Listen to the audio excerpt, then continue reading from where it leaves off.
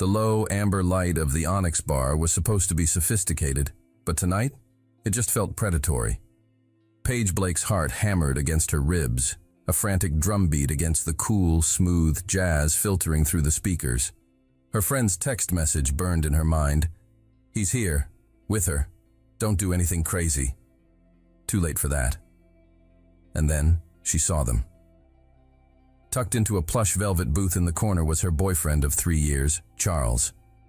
And leaning into him, her laughter like tinkling broken glass, was the woman from his office he had sworn was just a colleague. Her hand was on his thigh, and his was tangled in her hair. It wasn't a friendly chat. It was a final, brutal confirmation.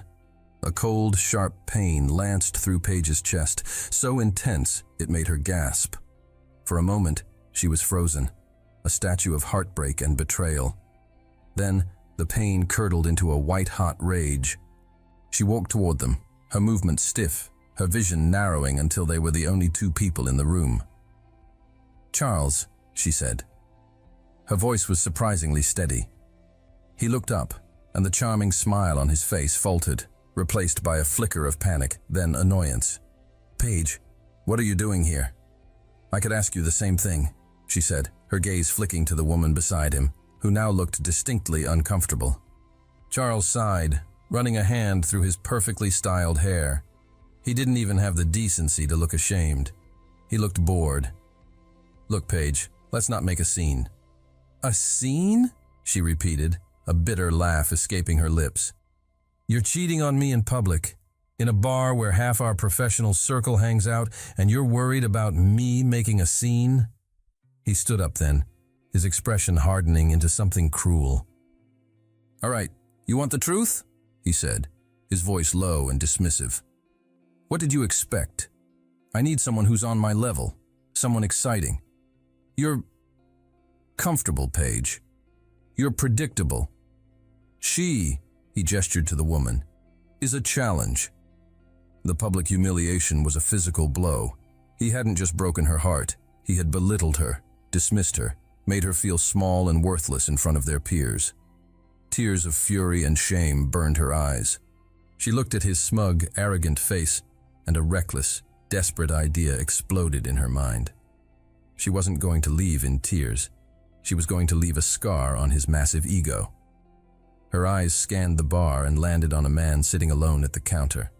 He was tall, dark, and impossibly handsome, dressed in a suit that probably cost more than her car. He exuded a quiet, intimidating power, a stillness that commanded attention more than any loud voice ever could. He was, without a doubt, the most formidable man in the room. Perfect. In a move fueled by pure, unadulterated impulse, Paige turned her back on Charles. She marched straight to the stranger, who looked up, a flicker of surprise in his cool, gray eyes as she approached. She didn't say a word. She reached out, grabbed the lapel of his expensive suit, pulled him forward and kissed him. It wasn't a gentle kiss. It was a furious, passionate, all-consuming kiss. It was a kiss that poured out 3 years of love and a single night of heartbreak. For a split second, the stranger was still, shocked by her audacity. Then, to her surprise, she felt his hand come up to the small of her back, pulling her closer, responding to the kiss with a controlled, possessive pressure that sent a jolt of electricity through her. She finally pulled away, breathless, her lips tingling. She didn't look at the stranger. She turned and fixed her gaze on Charles, whose jaw was hanging open in stunned disbelief. "Turns out, Charles," she said, her voice clear and ringing with a triumphant fire, "I was looking for something more exciting, too." And with that, she turned on her heel and walked out of the bar, her head held high.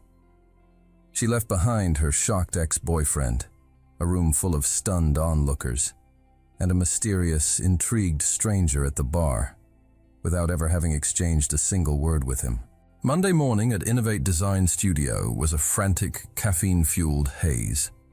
Paige threw herself into her work, using complex design grids and color palettes as a shield against the emotional hangover from the weekend. She had successfully avoided Charles's barrage of angry texts and voicemails, but the memory of her own reckless act, kissing a complete stranger, made her cheeks burn every time she thought of it. It had been a moment of insane, satisfying madness, but now, in the harsh light of day, it just felt insane. Around 10 a.m., a palpable buzz swept through the office. An email, marked with the highest level of urgency, had landed in every employee's inbox. Subject: Emergency all-hands meeting. Do not miss. The body of the email was brief and world-shattering. Innovate Design Studio had been acquired. Effective immediately, they were now a subsidiary of the global media behemoth, Harrington Media. A town hall meeting was scheduled for 11 a.m. to introduce the new CEO. The conference room was packed, the air thick with nervous energy and whispered speculation. Paige stood in the middle of the crowd with her colleagues, making anxious jokes to mask her own rising panic. "Well, there goes our creative freedom," her deskmate Leo muttered. "I hear the Harrington Media guys are corporate sharks." "I just hope the new overlord appreciates our work," Paige whispered back, "and keeps us employed." At precisely 11 a.m., the company's director of HR, a nervous-looking man named Mr. Henderson, walked onto the small stage at the front of the room. "Good morning, everyone," he began, his voice trembling slightly. "As you know, this is a day of significant transition for Innovate. It is my great honor to introduce the visionary leader who will be guiding us into this new and exciting future. Ladies and gentlemen, please join me in welcoming our new CEO, Mr. Christopher Harrington." A man walked onto the stage from the wings, and Paige's world stopped. It was him, the stranger from the bar. He was even more formidable on stage, his presence commanding the entire room. He wore the same quiet power like a custom-tailored suit. His cool, grey eyes swept across the crowd, analytical and assessing. Then, they found her. His gaze locked onto hers from across the room. There was no visible change in his stony expression, but she saw it. A flicker of something in his eyes. A spark of recognition, a flash of surprise, and something else. Something that looked terrifyingly like amusement. He knew. Her heart, which had stopped moments before, now began to hammer against her ribs so hard she thought it might break. She felt the blood drain from her face. He delivered a speech about synergy, efficiency, and a new era of innovation. It was a standard, bloodless corporate speech, but coming from him, every word felt like a personal threat. After the speech, as the stunned employees began to disperse, Christopher Harrington descended from the stage. He moved through the crowd like a shark parting a school of fish, his presence silencing conversations as he passed. Paige tried to shrink, to blend into the background, praying he would just walk past. He didn't. He stopped directly in front of her. Her colleagues instinctively took a step back, leaving her isolated, standing before him. "Miss Blake, isn't it?" he said, his voice calm and low, yet it carried an authority that made the hairs on her arms stand up. His eyes, however, were anything but calm. They were glinting with a dangerous, knowing light. "I was reviewing your employee file this morning. Promising talent." He extended his hand. It was not a friendly gesture. It was a command. Numbly, she placed her trembling hand in his.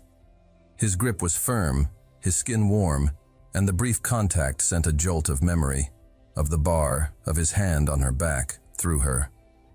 "I'd like to see you in my new office in 5 minutes," he said, his voice dropping so only she could hear. "We have a great deal to discuss about your future with this company." "Hey dear, before we continue, don't forget to hit subscribe and help us grow. Thank you for being here. Let's keep going." The 5-minute walk to the CEO's office felt like a mile-long journey to the gallows. Paige's legs were trembling, her mind a chaotic whirlwind of panic and disbelief. This couldn't be happening. It was a cosmic joke of the cruelest kind. She knocked on the heavy oak door, her knuckles barely making a sound. "Enter," a calm, controlled voice commanded. She pushed the door open and stepped inside. The office, once the familiar, slightly cluttered space of her old boss, had been transformed. It was now a minimalist fortress of glass and steel, dominated by a massive desk and a panoramic view of the city. Christopher Harrington stood by the window, his back to her, looking out at his new domain. "Close the door," he said without turning around. She did as she was told, the soft click of the latch echoing in the silent, cavernous room. He turned slowly, a predator savoring the moment. His face was a mask of cool indifference, but his eyes were dancing with a dark, mocking amusement. "What a performance, Miss Blake," he began, his voice a low, smooth purr. "I must admit, it was the most memorable introduction I've ever had to a new employee." He began to walk slowly toward her, circling her as if she were a piece of art he was considering acquiring. The audacity, the passion, the sheer, reckless impulsiveness of it all, truly remarkable. "Mr. Harrington," she began, her voice a hoarse whisper. "I am so sorry. I had no idea who you were. It was a mistake, a terrible, unprofessional—" "A mistake?"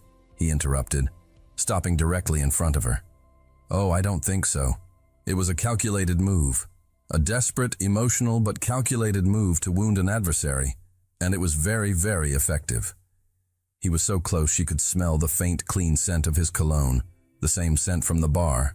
"The problem, Paige," he said, his voice dropping, using her first name for the first time, a deliberate act of intimacy that felt like a threat, "is that your passion and your recklessness are now my assets, and I cannot have my assets behaving in such an unpredictable manner." She braced herself, expecting the inevitable. "I understand. I'll clear out my desk." He let out a short, humorless laugh. "Fire you? Oh no, that would be far too simple.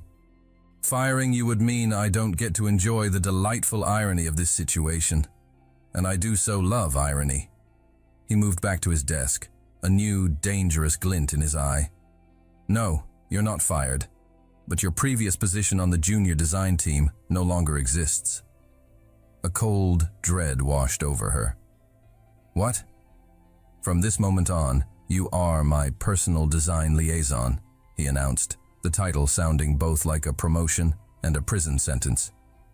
"You will report directly and only to me. You will work on all my priority projects. You will be at my beck and call. Your desk will be moved to the anteroom just outside this office." He had her. He had isolated her from her team, from her colleagues, from any semblance of her old work life. He had placed her directly under his thumb, in a position where she would have to see him, interact with him, every single day. "Consider this a unique opportunity, Paige," he said, a slow, predatory smile spreading across his face. "An opportunity to prove that your passion is not limited to dramatic displays in bars. You want it to be exciting. Well, your life is about to get very exciting indeed." She stood there, frozen, realizing the full extent of her nightmare. She hadn't just kissed a stranger. She had kissed her new boss, her new tormentor, the man who now held her entire future in the palm of his hand. Her one-night act of revenge had just turned into a long-term sentence. The next morning, Paige's world had been completely upended. Her desk, once nestled in the noisy, collaborative chaos of the design department, was now located in the silent, sterile anteroom outside Christopher's office. It was a beautiful, lonely island. Her former colleagues would walk past, offering her small, pitying smiles or avoiding her gaze altogether. She was no longer one of them. She was now the CEO's personal design liaison, a title that dripped with suspicion and gossip. Christopher wasted no time in assigning her first project. He called her into his office, the glint of challenge in his eyes. "Your first task is to redesign the corporate logo for Harrington Media itself," he announced, his tone deceptively casual. Paige's blood ran cold. The Harrington Media logo was an institution, a globally recognized symbol of power and influence.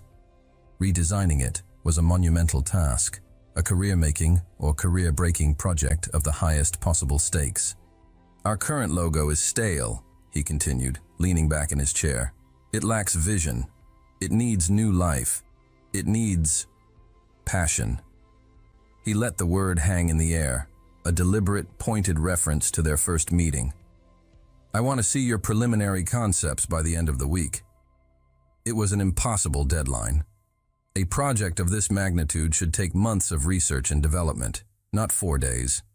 She knew immediately what this was: a test, a trial by fire designed to make her fail. For the next 4 days, Paige barely slept. She threw herself into the work with a fierce, desperate energy. She filled sketchbooks with ideas, spent hours researching corporate branding theory, and drank enough coffee to fuel a small army. She was determined not to give him the satisfaction of watching her crumble. She worked late each night, often the last person in the building besides Christopher himself, who seemed to live in his office. The dynamic between them was a tense, silent war. He would walk past her desk without a word, but she could feel his eyes on her, watching, assessing. On the final night before the deadline, she was in his office, pinning her final 3 concepts to a large presentation board. It was well past midnight. "You're still here," he said, his voice startling her. He had been standing in the doorway watching her. "The deadline is tomorrow," she replied, not looking at him, her voice tight with exhaustion and stress. He walked over to the board, studying her designs. They were brilliant. One was a bold, evolutionary take on the current logo. The second was a complete revolutionary departure. The third was a clever, minimalist design that was both modern and timeless. He was silent for a long time, his expression unreadable. "This one," he said finally, pointing to the third, minimalist concept. "It's clean, powerful, intelligent, but the font choice is weak. It lacks authority." "I disagree," she shot back, her exhaustion making her bold. "The sans serif font is modern and approachable. It's meant to signal a shift toward a more transparent, forward-thinking company. An authoritative serif font would be a step backward. It's predictable." He turned to face her, a flicker of anger in his eyes. "Are you calling my judgment predictable, Miss Blake?" "I'm calling your suggestion safe," she retorted, her own frustration boiling over. "You talk about wanting new life and passion, but when you see it, you want to control it, to force it into a box you already understand. You're a micromanager, Mr. Harrington." The words hung in the air, a shocking act of insubordination. He took a step closer, his towering presence filling her space. They were inches apart, the adrenaline of their argument a palpable current between them. His eyes, dark and intense, dropped to her lips. The memory of the kiss, the raw, electric moment in the bar, flashed between them, as real and as present as the tension in the room. He leaned in, his breath warm on her cheek. For a heart-stopping second, she thought he was going to kiss her again. But then, he abruptly pulled back, his expression once again a mask of cool control. "The deadline is 9 a.m., Miss Blake," he said, his voice a low, dangerous growl. "Don't disappoint me." He turned and walked out of the office, leaving her standing there, her heart hammering, her body trembling with a confusing, infuriating mix of anger, adrenaline, and undeniable attraction. Paige's minimalist logo design, after a tense final review, was chosen. Christopher, true to his nature, took full credit for guiding the project to success, but the whispers in the industry's design circles knew the truth. The brilliant, clean concept had come from Paige Blake. Her name, once unknown, was suddenly on the map. It was a small victory, but it was hers. The victory, however, came with a bitter consequence. Charles, her ex, heard the news. He discovered that not only had Paige not been fired, but she was now working directly under the new billionaire CEO, the very man she had kissed in the bar. Consumed by a toxic cocktail of jealousy and a wounded ego, he did something petty and destructive. One afternoon, he showed up in the gleaming marble lobby of Harrington Media headquarters. "I'm here to see Paige Blake," he announced to the receptionist, his voice loud and belligerent. "Do you have an appointment, sir?" the receptionist asked politely. "No, I don't have an appointment," Charles sneered. "But I'm sure she'll see me. We have some unfinished business." He leaned in conspiratorially. "You know, It's amazing how fast some people climb the corporate ladder once they start sleeping with the boss. The receptionist's eyes widened in shock. The comment was loud enough for several people in the lobby to hear. It was a deliberate public attempt to humiliate Paige and sabotage her newfound professional standing. The receptionist, following protocol, discreetly alerted security, and then, knowing the sensitivity of the situation, called Christopher's office directly. Paige, hearing the commotion from her desk in the anteroom, felt a cold dread wash over her. She recognized that voice. She walked to the glass doors of the office suite and looked down into the lobby. She saw Charles, making a scene. Her heart sank. Before she could react, Christopher emerged from his office, his face a mask of thunderous rage. He had clearly been listening on the intercom. "Stay here," he commanded her, his voice a low, dangerous growl. He didn't take the elevator. He descended the grand, sweeping staircase that connected the executive floor to the lobby, his movements controlled, deliberate, and utterly menacing. Every eye in the lobby was on him. He didn't raise his voice. He didn't have to. He stopped directly in front of Charles, his presence so powerful it seemed to suck the air out of the room. "You must be Mr. Davies," Christopher said, his voice a blade of ice. "Charles," he corrected, trying to sound confident, but failing miserably. "I don't care what your name is," Christopher continued, his voice dropping even lower. "Miss Blake is currently occupied doing the brilliant, innovative work that her talent warrants. Work that is integral to the future of my company. You, on the other hand, are trespassing on private property and harassing one of my most valued employees." He took a step closer, and Charles instinctively flinched back. "This is the only time I will say this. Security will escort you out. If you ever set foot in this building again, if you ever contact Miss Blake again, if I even hear you speak her name in a public forum again, the full weight of the Harrington Media Legal Department will descend upon you. We will dismantle your career, your reputation, and your financial stability with such surgical precision that you will spend the rest of your life wishing you had never heard the name Paige Blake. Am I clear?" Charles, pale and trembling, could only nod. "Good," Christopher said, turning his back on him as security guards moved in. He looked up and his eyes met Paige's, who had been watching the entire scene, frozen, from the top of the stairs. The cold, lethal fury in his expression softened for a fraction of a second, replaced by a flicker of something else. Concern. "Are you all right?" he asked, his voice just loud enough for her to hear. She could only nod, her throat tight with a confusing mix of emotions. He hadn't used the situation to mock her or to remind her of her recklessness. He hadn't put the blame on her. He had defended her, fiercely, publicly. He had protected her reputation and her honor with the cold, brutal efficiency of a king defending his most prized possession. And it was the most confusing and thrilling thing she had ever witnessed. In the aftermath of the lobby incident, a new, unspoken understanding settled between them. Christopher's public defense of her had been a turning point. He had treated her not as a subordinate to be controlled, but as a valued asset to be protected. The gossip in the office quieted down, replaced by a grudging respect. Paige, in turn, found it harder and harder to maintain her professional animosity toward him. He was still her demanding, infuriatingly controlling boss, but he was also the man who had shielded her without hesitation. Their fragile new dynamic was put to the test 2 weeks later. "Pack a bag," Christopher announced, walking into her anteroom without breaking stride. "We're going to Milan. There's a design exposition. We leave in 3 hours." The trip was a whirlwind. Milan was a city of art, fashion, and undeniable romance, a dangerous backdrop for their already complicated relationship. During the day, they were all business.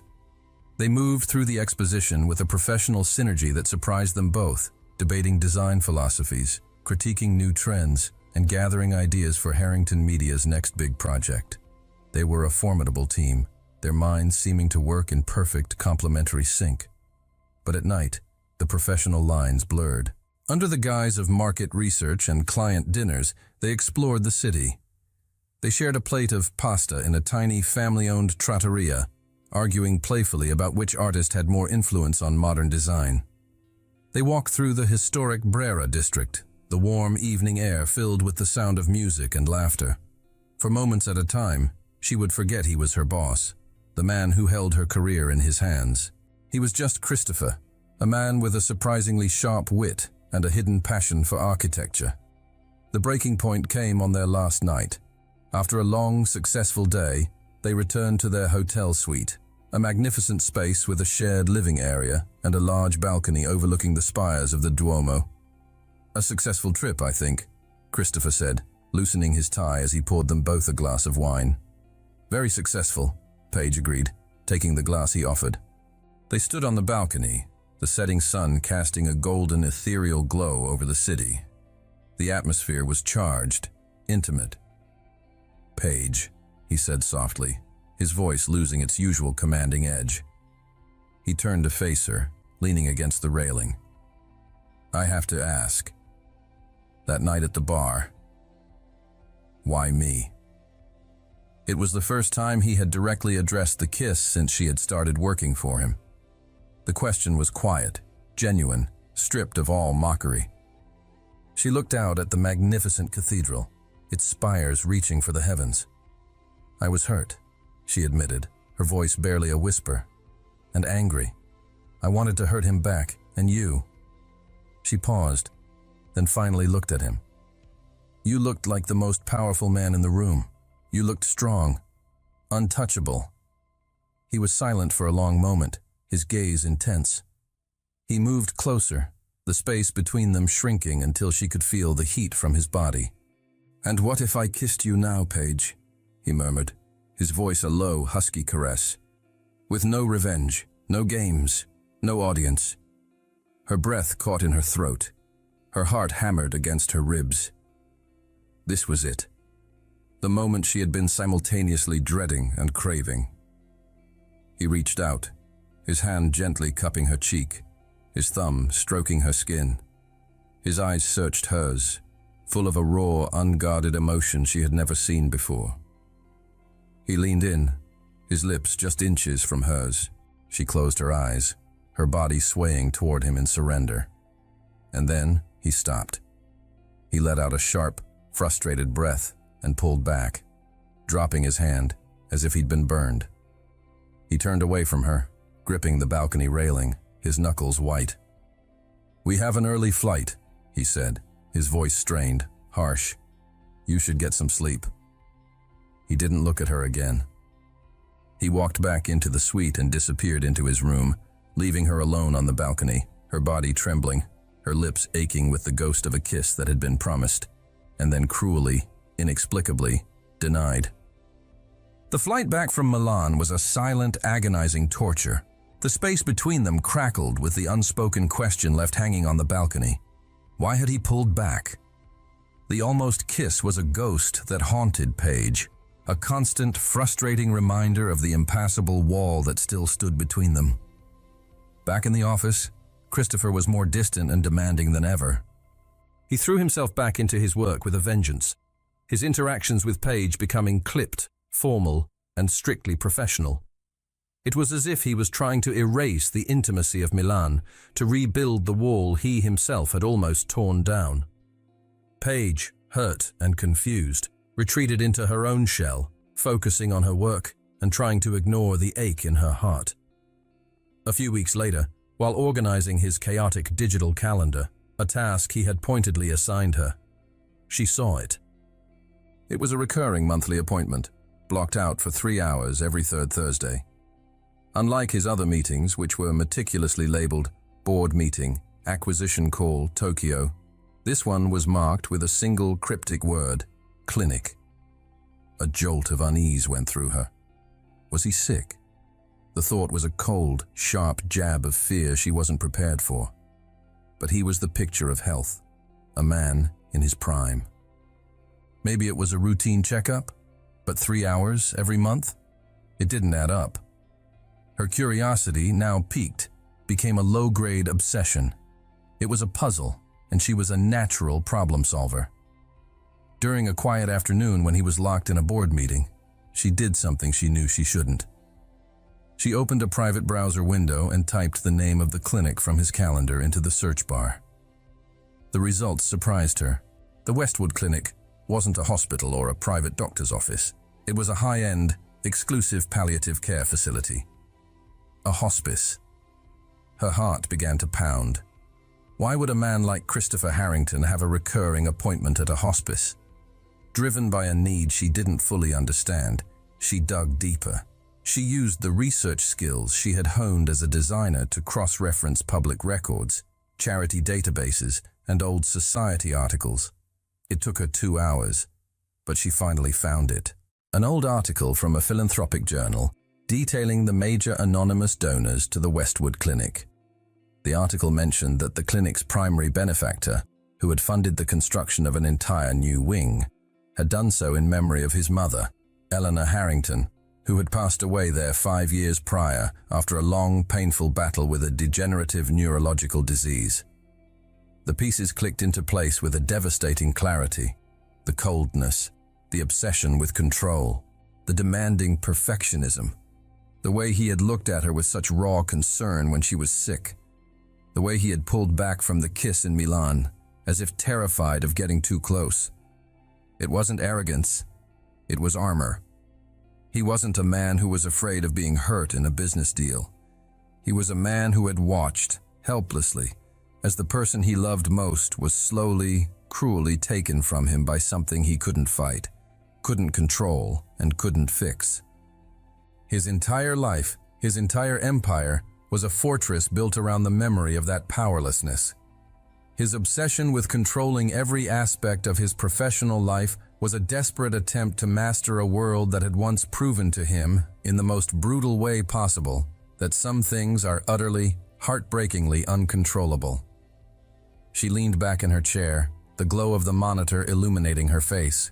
The anger and frustration she had felt toward him, the resentment for his games and his control, it all evaporated, replaced by a wave of profound, aching compassion.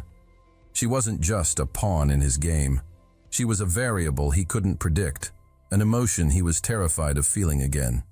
He hadn't pulled back from the kiss in Milan to punish her. He had pulled back to protect himself. She looked at the closed door of his office, and for the first time, she didn't see a tyrant or a billionaire boss. She saw a man who was still grieving, a man who was deeply, secretly, and utterly alone. The discovery changed the way Paige saw everything. Christopher's demanding nature was no longer a personal attack. It was a symptom of his fear. His emotional distance was not a sign of arrogance, but of a deep, unhealed wound. She found herself watching him with a new, painful empathy, seeing the lonely man behind the powerful CEO.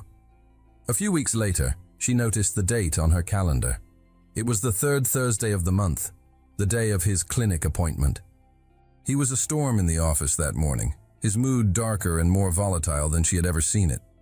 He was sharp with his subordinates, dismissive in his meetings, and relentlessly critical of her work, finding fault with even the most minor details of a project she had spent weeks perfecting. "This is unacceptable, Paige," he snapped, tossing a design proof onto her desk. "The kerning is off by a fraction of a millimeter. Do it again." The old Paige would have bristled, would have fought back against the unfair criticism. But the new Paige understood. This wasn't about the design. This was about the day. This was about a pain he didn't know how to process. He dismissed everyone early that afternoon, his face a grim, unreadable mask. "I have an appointment," was all he said. Paige watched him leave, a powerful, protective instinct rising in her. She knew he was going to the clinic. She knew he was going to face the ghosts of his past, alone. And she couldn't let that happen. She stayed. Hours later, long after the sun had set and the office was a dark, silent tomb, she heard the private elevator chime.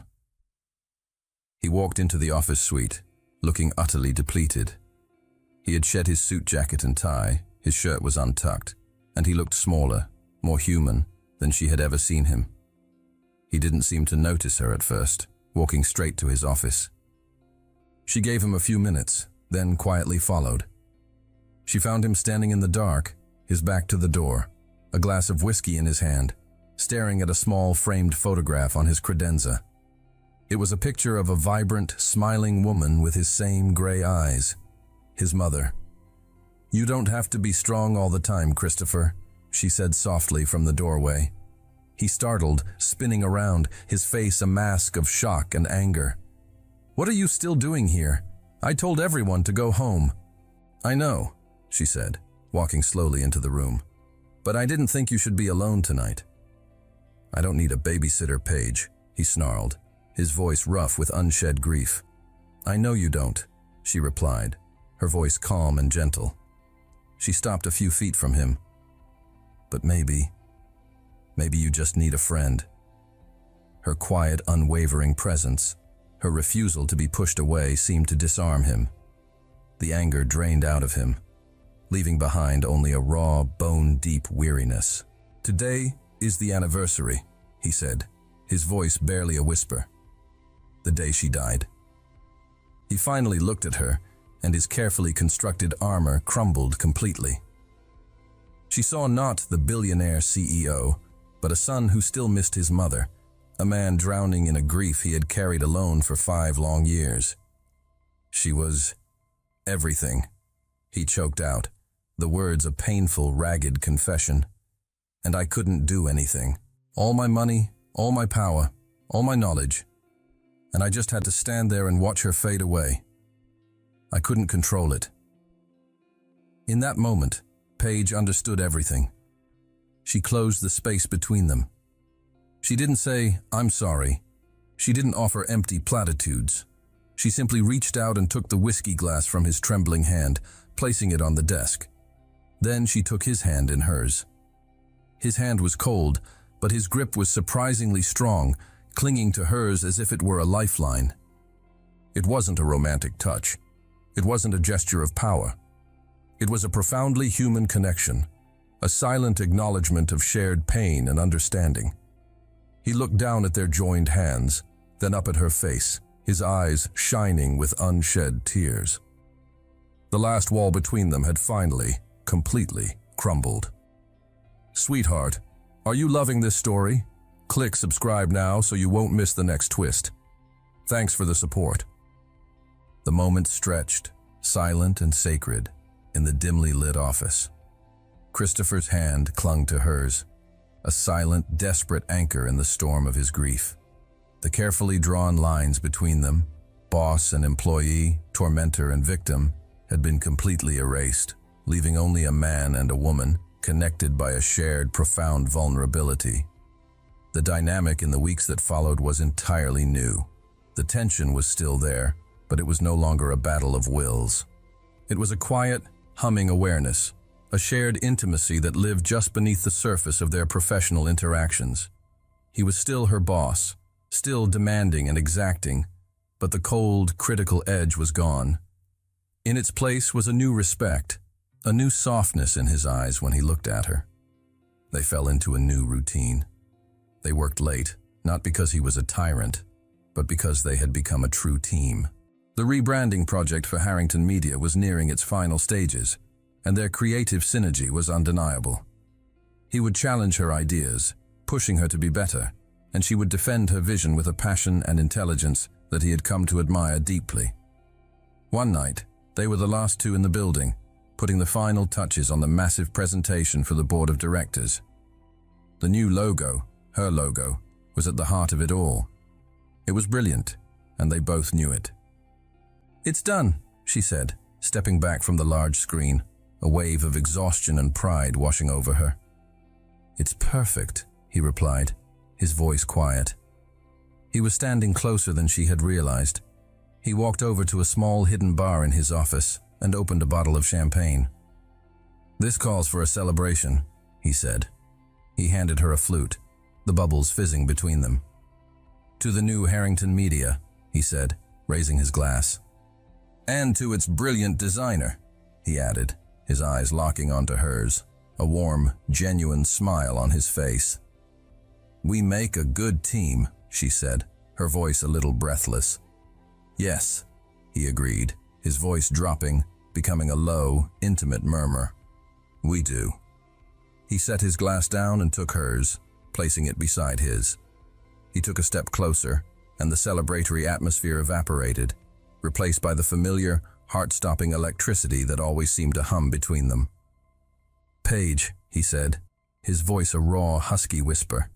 He reached out, his hand gently cupping her cheek, his thumb stroking her skin.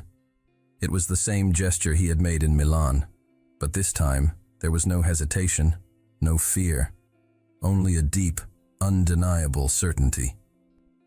He leaned in slowly, giving her every opportunity to pull away. She didn't. She couldn't. She met him halfway, her eyes fluttering shut. And then he kissed her. This was the second kiss, and it was nothing like the first. The first had been a weapon, an act of fury and revenge. This was a surrender. It was slow, deliberate, and filled with all the unspoken words, all the pent-up emotion, all the quiet understanding that had grown between them over the past few months. It was a kiss that spoke of shared grief, of mutual respect, and of a deep, powerful attraction that would no longer be denied. It was a confession, a promise, a beginning. When they finally pulled apart, they were both breathless. The truth of what they had become finally, irrevocably laid bare. The game was over. The battle was won. And in the silent, moonlit office, they had both, finally, surrendered. The morning after the second kiss was like waking up in a new world, one where all the colors were brighter, more intense. When Paige walked into the office, the air itself felt different. She tried to act normal, to focus on her work, but every time she looked at the door to Christopher's office, her heart did a little flip. He called her in around mid-morning to review the presentation. The pretense of professionalism was a thin, fragile veneer over the new reality between them. He would stand too close, his hand brushing hers as they looked at the screen. She would catch him looking at her, a soft, private smile on his lips. The tension that had once been a battle was now a thrilling, secret current that flowed only between them. But secrets, in a corporate environment, have a short lifespan. It didn't take long for the office to notice. The change in their CEO was too dramatic to ignore. The cold, intimidating Mr. Harrington was gone, replaced by a man who smiled, who seemed more relaxed, more human. And the only person who seemed to be the recipient of this new warmth was his personal design liaison. The whispers started almost immediately. They were quiet at first, speculative, but they soon grew louder, uglier, fueled by the jealousy of those who had been passed over. Paige's former department head, a man named Mark, who had always been resentful of her direct line to the CEO, was the primary instigator. "It's obvious what's going on," he would mutter to his team by the coffee machine. "She slept her way to the top. That logo design? I bet he gave her the idea." The rumors spread like a virus, poisoning the atmosphere.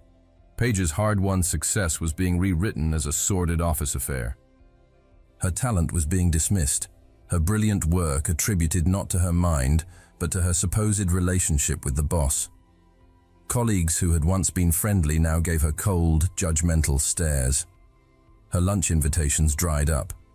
She was isolated again, but this time it was worse. Before, they had pitied her. Now, they scorned her. The final blow came after the board presentation. The rebranding was a monumental success. The board was ecstatic, praising the new, modern direction. Christopher, in his speech, gave Paige full and public credit for the design. "The vision and brilliance behind this new logo belong entirely to Miss Blake," he had announced. But his praise backfired. In the eyes of her colleagues, it wasn't a validation of her talent. It was a confirmation of her special status. Later that day, she overheard Mark talking to a group in the hallway. "Of course he gave her credit," he sneered. "He has to keep his little pet happy." The crude, dismissive comment was a physical blow.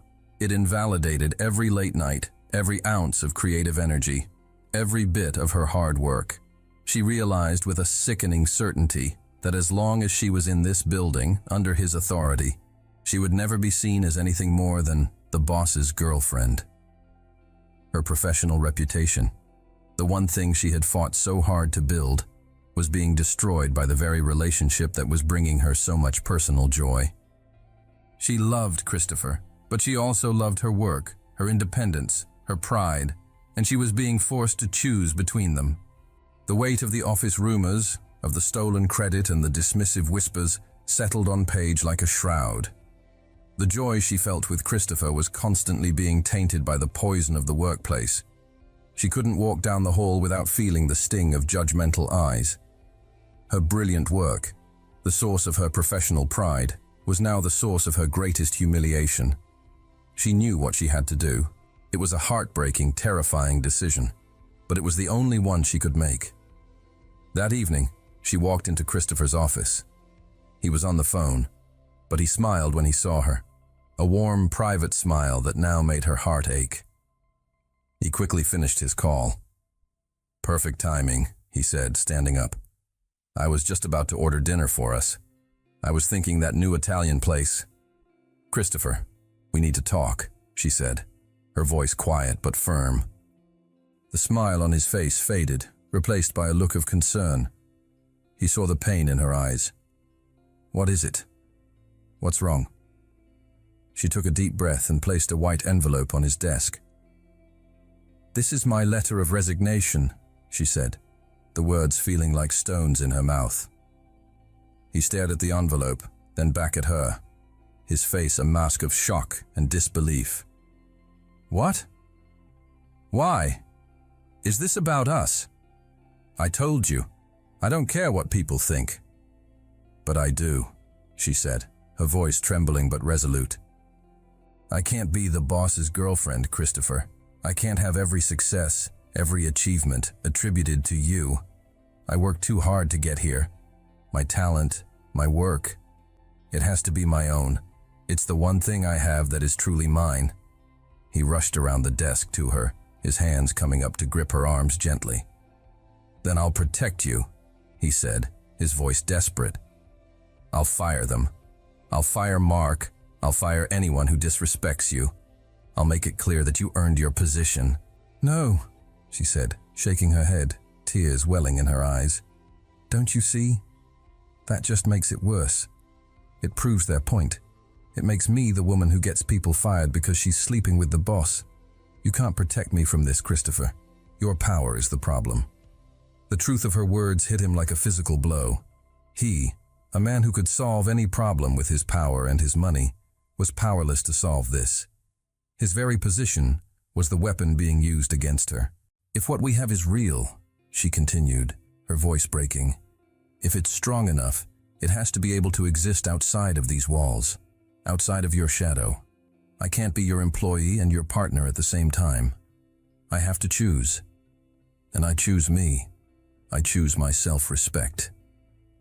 He stared at her, his face etched with a pain and a desperation she had never seen before. He was losing her, and he knew it. He had finally let someone in, only to have the world he had built tear them apart. "So this is it?" he asked, his voice a raw, broken whisper. "You're just leaving?" "I have to," she sobbed, pulling away from his grasp. She left the letter of resignation on his desk, a white flag of surrender in a battle she couldn't win. She turned and walked out of his office, out of the building, out of the life she had just begun to build with him.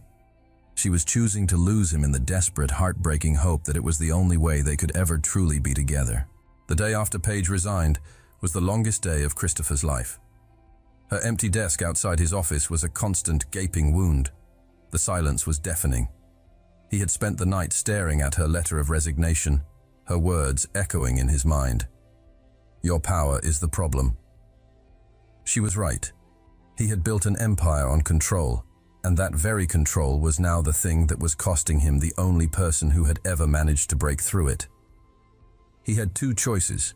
He could let her go, accepting that his world was too toxic for a love as real as theirs, or he could change the world.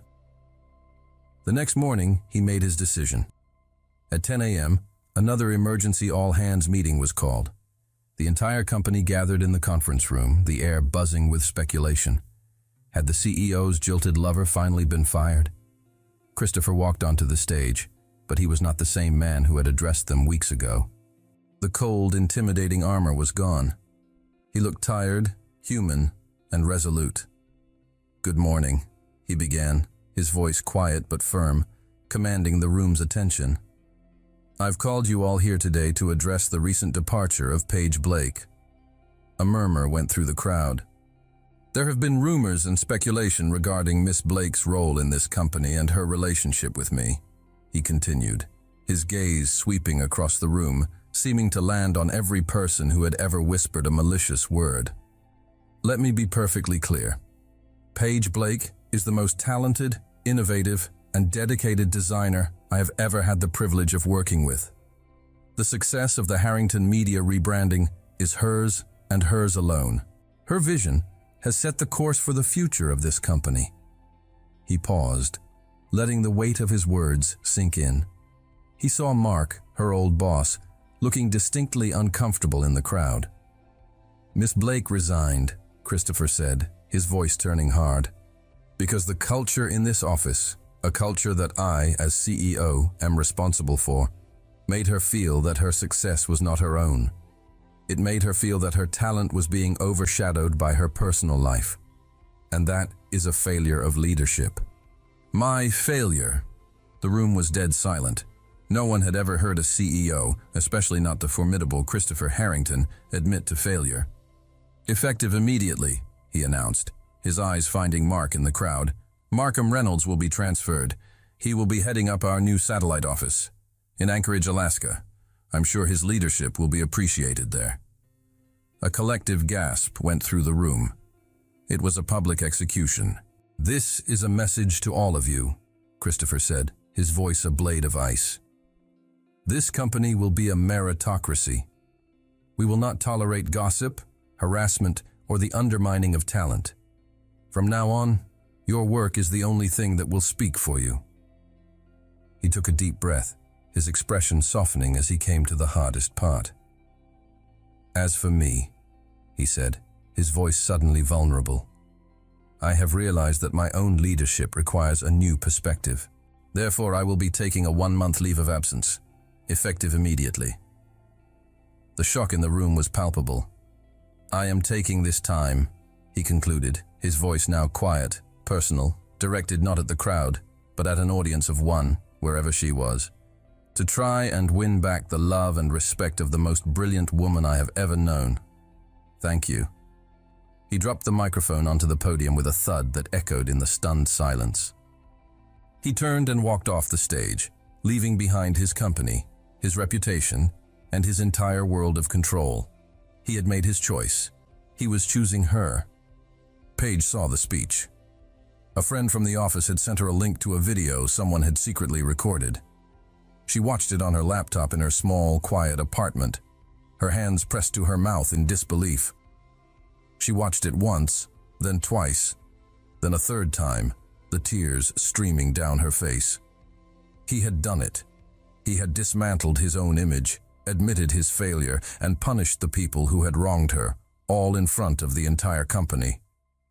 He hadn't just defended her. He had validated her, publicly and unequivocally. And then he had given up his power, his control, all for the chance to win her back. 2 days later, there was a knock on her door. She opened it to find him standing there. He wasn't the CEO of Harrington Media. He was just Christopher. He was dressed in a simple pair of jeans and a gray sweater, looking nervous and more handsome than she had ever seen him. He wasn't holding flowers or a gift. His hands were empty. "A 1-month leave of absence," he said, his voice quiet, a hopeful, tentative smile on his face. "No emails, no board meetings, no conference calls. Just me." He took a small, hesitant step forward. "Is it enough time to prove to you that I'm not just your boss?" She didn't answer with words. She stepped aside and opened the door wider, inviting him in. The month that followed was a revelation. They didn't go to fancy restaurants or exclusive parties. They went to museums. They took long walks in the park. They cooked dinner together in her tiny kitchen, bumping elbows and laughing as they argued over how much garlic was too much garlic. He met her family, not as a billionaire benefactor, but as the man who was in love with their daughter. He was charming, respectful, and surprisingly down to earth. She learned about the boy who had lost his mother too young, the boy who had built a fortress of control to keep the world at bay. He learned about the girl who had dreamed of being an artist, who had put her own ambitions on hold to support her family. They talked for hours, peeling back the layers of their public personas and revealing the real, vulnerable people underneath. They fell in love all over again. But this time, it wasn't a chaotic, confusing collision of power and attraction. It was a quiet, steady, and deeply intentional coming together of two equals. On the last day of his leave, they were sitting on a bench in the same park where they had had one of their first dates. "My month is up," he said softly, taking her hand. "I go back to being the CEO tomorrow." A flicker of the old fear went through her. "What does that mean for us?" He turned to her, his expression serious, his gray eyes full of a love so profound it took her breath away. "It means I go back to my job, but it doesn't change who I am. Not anymore." "You changed me, Paige." He squeezed her hand. "I love you, and I will spend the rest of my life proving that to you, whether I'm in a boardroom or in your tiny kitchen." It was her turn to make a choice. She could let the fear win, or she could trust the man he had become. She leaned in and kissed him, a slow, sweet kiss, filled with all the hope and promise of their new beginning. "Yes," she whispered against his lips. "That's enough."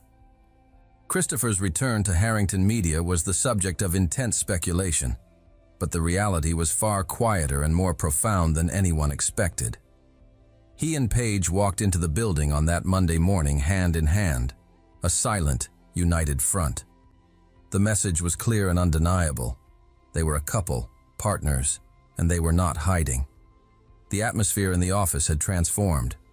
The public shaming of Mark and Christopher's own vulnerability had sent a shockwave through the corporate culture. The gossip had ceased, replaced by a quiet, watchful respect. Christopher's first order of business was to call Paige into his office. "Welcome back," he said, a warm, genuine smile on his face. "I've had your old desk moved back to the design department. Your former position is waiting for you." Paige smiled, but shook her head. "Thank you, Christopher, but I can't take it." His face fell. "Paige, I thought we did," she interrupted gently. "But nothing has changed. I'd still be your employee. We'd be right back where we started. I told you, I can't work under your shadow." She placed a thick, professionally bound document on his desk. "So I have a counteroffer." He looked at the document. The title on the cover read, "Proposal for Blake Creative, an independent creative agency." He looked up at her, intrigued. "I'm not asking for my job back," she explained, her voice confident and clear. "I'm proposing a business partnership. I want to launch my own creative design agency, an independent subsidiary of Harrington Media. I'll be the CEO. I'll build my own team, manage my own clients, including Harrington Media, and run my own P&L. You won't be my boss. You'll be my primary investor and a partner on the board." He read through the proposal, his expression shifting from surprise to profound admiration. It was brilliant. The business plan was meticulous. The financial projections were ambitious but realistic, and the vision was clear. She wasn't asking for a handout. She was demanding a seat at the table, a kingdom of her own alongside his. He looked up from the proposal, a slow, proud smile spreading across his face. He had fallen in love with her talent, her fire, her refusal to be controlled. And now, she was using all of those qualities to forge her own path, to meet him as an equal. "You're not asking me to hire you," he said, the admiration clear in his voice. "You're asking me to invest in you." "I am," she confirmed, her chin held high. "I'm asking you to bet on me, not as your girlfriend, but as a businesswoman." He stood up and walked around the desk to her. He didn't look at her like a CEO assessing a proposal. He looked at her like a man who was utterly in awe of the woman standing before him. "It's the smartest investment I'll ever make," he said. He extended his hand. "Congratulations, Madam CEO." She took his hand, a brilliant, triumphant smile on her face. They shook on it, not as boss and employee, but as partners. Then, he pulled her into his arms and sealed their new business deal with a kiss, a celebration of the new, equal partnership they had just forged, in business and in life. 1 year later, the offices of Blake Creative were a vibrant, chaotic hub of innovation. The space, which occupied an entire floor of the Harrington Media Tower, was the complete opposite of Christopher's minimalist fortress. It was filled with color, music, and the loud, passionate arguments of talented designers. And at its center was Paige. She stood at the head of a large conference table, leading her team through a final presentation for a major new client. She was no longer the timid girl in the corner. She was a leader, confident, respected, and brilliant in her own right. Her agency had become a resounding success, one of the most profitable and critically acclaimed subsidiaries under the Harrington Media umbrella. Christopher walked in quietly at the end of the meeting, not as the overarching CEO, but as a proud, supportive partner. He leaned against the doorframe, a soft smile on his face as he watched her command the room. The respect and admiration between them were a quiet, powerful current that everyone in the room could feel. Later that evening, they stood in her office, which had a view that rivaled his own. On a shelf behind her desk was a sleek, modern trophy, a prestigious National Design Award that Blake Creative had just won for their Harrington Media rebranding campaign. "Who would have thought," she mused, tracing the cool metal of the award with her finger, "that a desperate, vengeful kiss in a bar would lead to all of this?" He came up behind her, wrapping his arms around her waist and resting his chin on her shoulder. "I would," he whispered in her ear. "It was the best investment I ever made." She laughed, leaning back against his chest. "I thought I was just a promising talent you were taking a risk on." "You were never a risk, Paige," he said, his voice a low, serious murmur. "You were a sure thing. I just had to be smart enough to get out of your way." She turned in his arms to face him, her eyes shining with a love that was now steady, deep, and sure. "I'm glad you did." "Me too," he said before leaning in to kiss her. They were not just a couple in love. They were a power couple, an empire of two, built not on a contract of convenience, but on a foundation of mutual respect, shared ambition, and a love that had rewritten all the rules. Our story ends here, sweetheart, but many more are waiting for you. Subscribe. Tell me in the comments what you felt about this one, and we'll meet again very soon. Thank you, and see you in the next story.